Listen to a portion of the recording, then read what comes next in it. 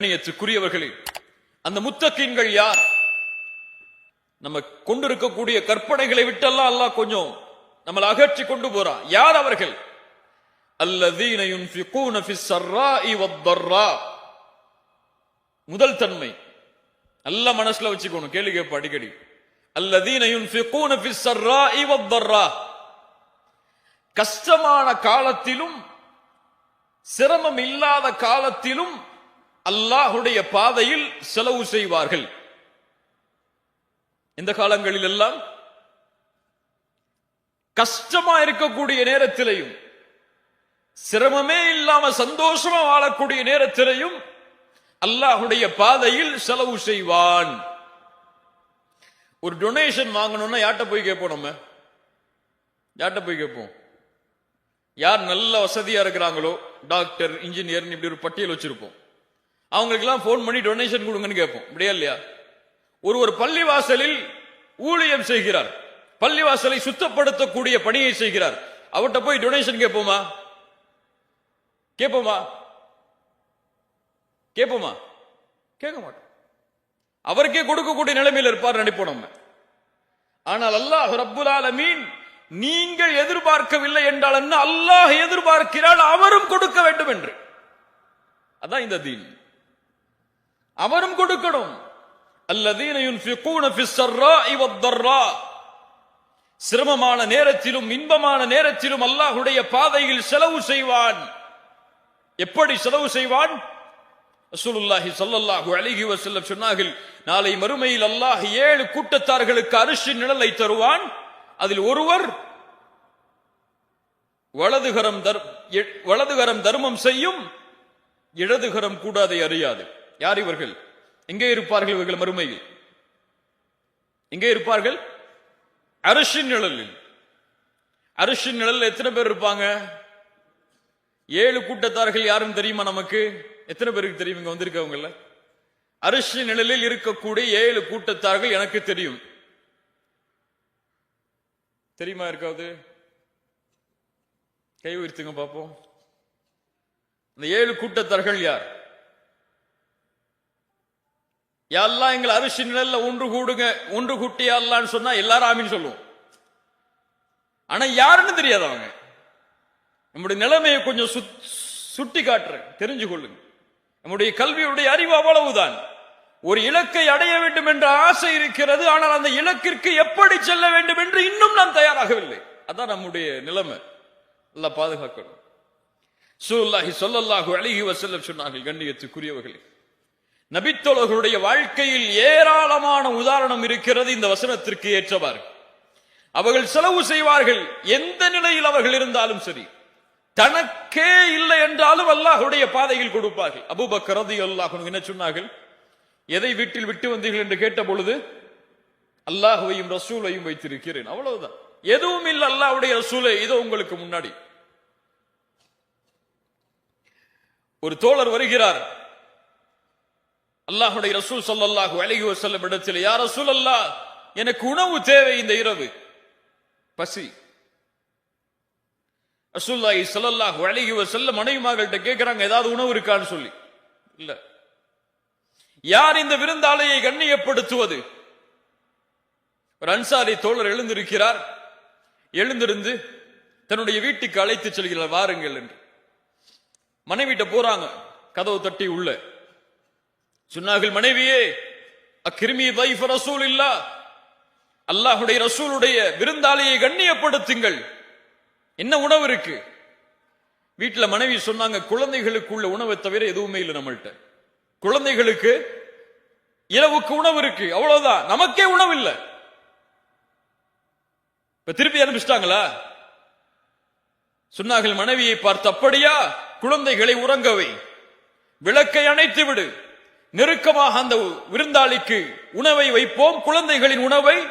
அவர் பசியாரட்டும், நாம் பசி இல்ல, அவர் பசியாரட்டும், நாம் பசியால் உறங்குவோம். அப்படியே குழந்தைகள் உறங்க வைக்கப்படுகிறார்கள், விளக்கு அணைக்கப்படுகிறது, அவர் சாப்பிடுகிறார்.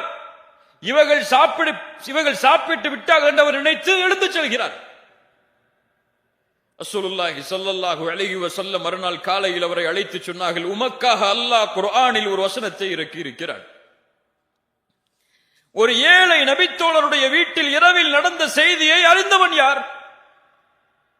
இந்த நபித்தோழருடைய இந்த நிகழ்வை உணர்த்துவதற்காக மறுமை அழியும் வரை இருக்கக்கூடிய குர்ஆனில், உலகம் அழியும் வரை இருக்கக்கூடிய குர்ஆனில் அல்லாஹ் ஒரு வசனத்தை இறக்குகிறான். வயுஸிரூன அலா அன்ஃபுஸிஹிம் வலவ் கான பிஹிம் கஸாஸா. தங்களுக்கு தேவை இருந்த பொழுதும் அல்லாஹ்வுடைய பாதையில் செலவு செய்தவர்கள். என்ன அர்த்தம் இந்த வசனத்திற்கு?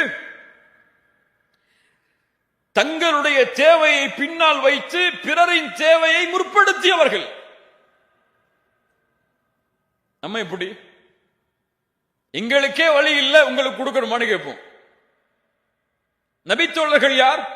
எங்களுக்கு எதுவும் இல்லை என்றாலும் நீ மகிழ்ச்சியாக செல்.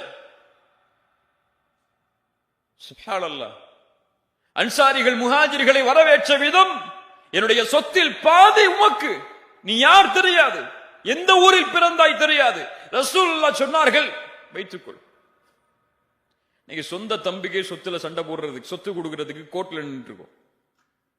நம்ம சமூகத்துடைய நிலைமையை சொல்றேன். அல்லாஹ் பாதுகாக்கணும். இல்ல மாஷா அல்லாஹ். நமக்கு பிறகுதான் மற்றவர்களுக்கு. ஒரு ஏழை வீட்டின் வாசலில் சாப்பாட்டை கேட்டு வந்தால் ஃப்ரிட்ஜில் என்ன ஓரத்தில் இருக்கோ எடுத்து கொடுப்போம். நமக்கு அப்ப சுட வச்ச சாப்பாடு. இதுவல்ல முஃமின்களின் தன்மை. நீ எது உனக்கு சிறந்ததோ அதை கொடு. எது வீட்டில் ஃப்ரிட்ஜில் இருக்கோ அதை நீ சாப்பிடு. லன் தனாலுல் பிர்ர ஹத்தா துன்ஃபிகு மிம்மா துஹிப்பூன். நீங்கள் விரும்பியதை அல்லாஹ்வுடைய பாதையில் செலவு செய்யாத வரை நன்மையை அடைய முடியாது. ஒரு ஏழை ட்ரெஸ் இல்லாம இருக்காரா? நேத்து என்ன புது ட்ரெஸ் எடுத்தியோ அதை கொடுத்து பழைய ட்ரெஸ் போட்டு பண்ணி நீங்க போகணும். தான் தீன் சொல்லக்கூடிய வழிமுறை. அல்லாஹு அக்பர். அல்லாஹ் ரப்புல் ஆலமீன் அந்த நபித்தோழருக்காக அந்த குர்ஆனுடைய வசனத்தை இறக்கினான். அல்லாஹ் குர்ஆனிலே கூறுகிறான், மன் தல்லதி யுக்ரிதுல்லாஹ கர்தன் ஹஸனா. யார் அல்லாஹ்விற்கு அழகிய கடன் கொடுப்பது? அல்லாஹ்வுக்கு என்ன கடன் இருக்கு? அல்லாஹ் எதை சொல்றான்? எனக்கு கடன் என்றால் என் அடியார்களுக்கு யார் செலவு செய்வது? அபூ தஹ்தா ரலியல்லாஹு அன்ஹு அவர்கள் வருகிறார்கள், யா ரசூலல்லாஹ், அல்லாஹ் எங்களிடமிருந்து கடனை எதிர்பார்க்கிறானா? அல்லாஹ்வுடைய தூதர் சொன்னார்கள், ஆம். அப்படியே அல்லாஹ்வுடைய தூதரே, இதோ எனக்கு ஒரு தோட்டம் இருக்கிறது. அந்த தோட்டம் 600 பேரித்த மரங்களை உள்ளடக்கி இருக்கிறது. அதை அல்லாஹ்வுடைய பாதையில் கடனாக கொடுக்கிறேன். அங்க இல்ல சிறப்பு. அதைவிட சிறப்பு என்ன தெரியுமா? அந்த 600 பேரித்த மரங்கள் இருக்கக்கூடிய அந்த தோட்டத்தில் தான் அபூ தஹ்தாவுடைய வீடு இருக்கு. 600 பேரித்த மரங்கள் உள்ள அந்த தோட்டம் அல்லாஹ்வுடைய பாதையில் கொடுக்கப்பட்டால் எதுவும் கொடுக்கப்பட்டது, வீடும்.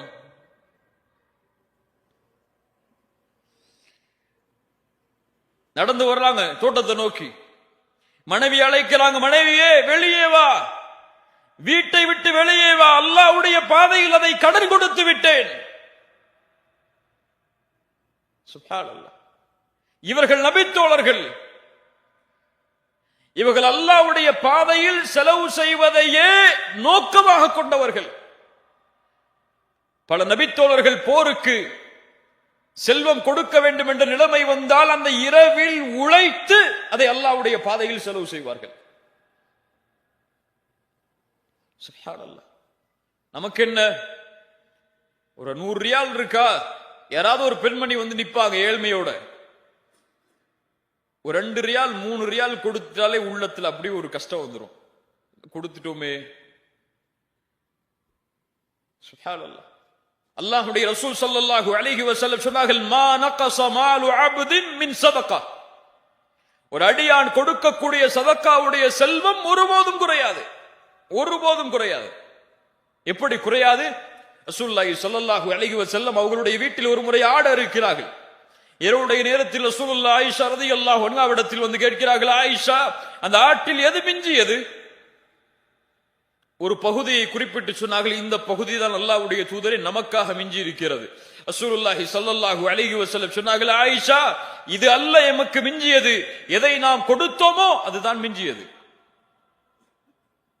எதை நாம் ஏழைகளுக்கு பிறருக்கு கொடுத்தோமோ அதுதான் மிஞ்சியது. இது நாம் சாப்பிட்டு முடிப்பது. அல்லாஹு அக்பர்.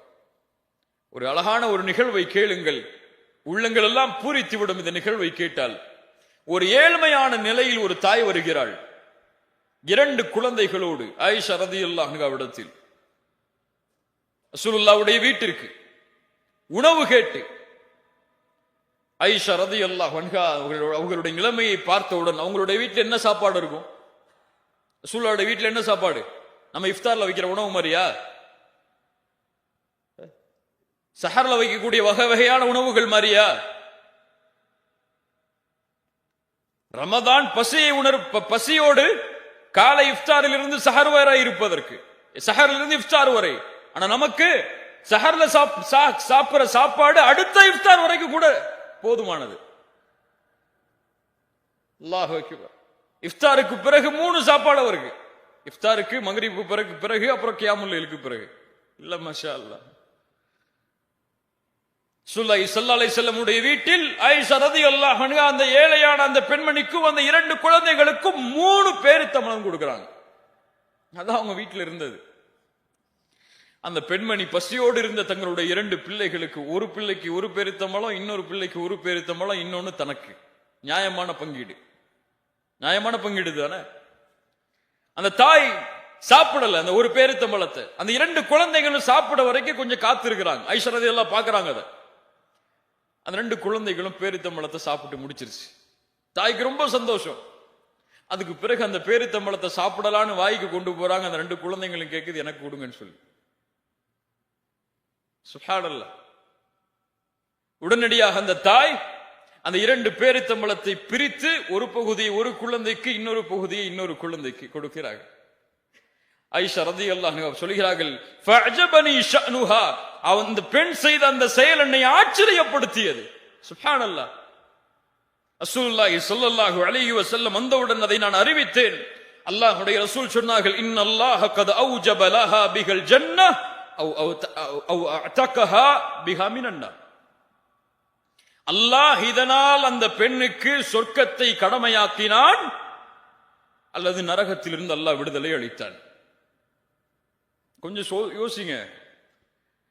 தன்னுடைய குழந்தையின் பசியை ஆற்றியதற்காக அந்த பெண்ணை கண்டு ஆயிஷா ரலியல்லாஹு அன்ஹா சொல்கிறார்கள், அவர்களை கண்டு நான் ஆச்சரியப்பட்டேன். ரசூலுல்லாஹ்விடத்தில் தெரிவித்தேன், இந்த செயலுக்காக சொர்க்கம் கடமையாக்கப்பட்டது அந்த பெண்ணுக்கு. நமக்கு சதக்கா கொடுத்தா சொர்க்கம் கிடைக்குமான்னு இன்ன வரைக்கும் தெரியாது. ஒரு ஏழைக்கு 2 திர்ஹம் கொடுத்தா அல்லாஹ் எனக்கு சொர்க்கத்தை கொடுப்பான்னு யோசிச்சிருக்கோமா என்னைக்காது? சுப்ஹானல்லாஹ். சொர்க்கம் தொழுதால் மட்டும் கிடையாது, ஜக்காத்து கொடுத்தால் மட்டும் கிடையாது, ஹஜ் செய்தால் மட்டும் கிடையாது, வார வாரம் உம்ராக்கு போயிட்டு வந்தா மட்டும் கிடையாது. ஒரு நாய்க்கு தண்ணீர் கொடுத்ததற்காக ஒரு விபச்சாரியை அல்லாஹ் மன்னித்து இந்த பெண்ணுக்கு அல்லாஹ் மன்னிப்பை வழங்கினான்.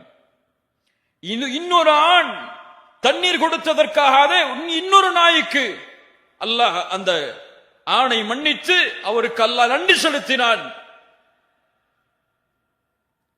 இதான் தீன். இதான் நமக்கு கொடுக்கப்பட்ட மார்க்கம். இந்த மார்க்கத்தில் எதை செய்தாலும் அங்கே முடிவு சொர்க்கமாக அமையும். அல்லதீன யுன்ஃபிகூன ஃபிஸ் ஸர்ராஇ வத்தர்ரா. முதல் தன்மை செயல்படுத்துவோமா இன்ஷா அல்லாஹ். வீட்டில் யாராவது ஏழை வந்து நின்றால் எது சுட வச்ச சாப்பாடோ, எது அன்னைக்கு சமைச்ச சாப்பாடோ அதை கொடுத்துட்டு, எது பழைய சாப்பாடோ அதை நம்ம சாப்பிடணும்.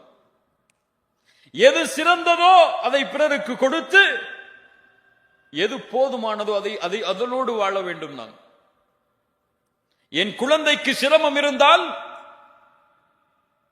அதற்கு மேல் சிரமம் உள்ள ஒரு குழந்தை இருந்தால், என் குழந்தைக்கு நான் கொடுப்பதை விட அந்த குழந்தைக்கு கொடுத்துட்டு இந்த குழந்தைக்கு இருக்கிறத கொடுக்கணும். இவர்கள்தான் முஃமின்கள், இவர்கள்தான் முத்தகீன்கள்.